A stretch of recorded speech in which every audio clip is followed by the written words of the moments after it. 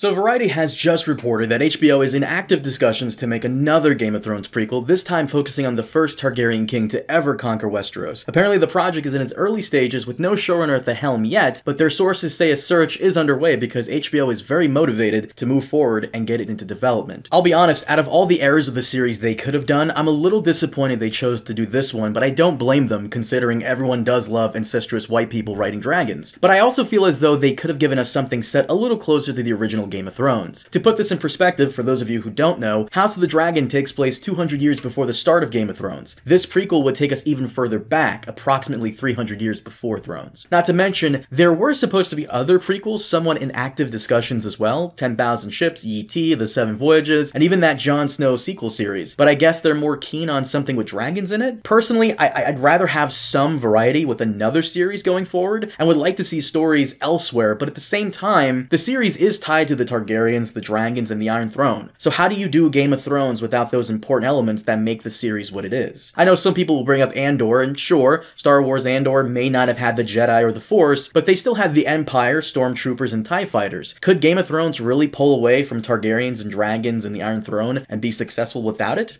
We'll just have to see. But as always, thank you so much for watching. Let me know what you guys think about all this, and for more Game of Thrones and House of the Dragon content, be sure to click on the video appearing on the end screen now.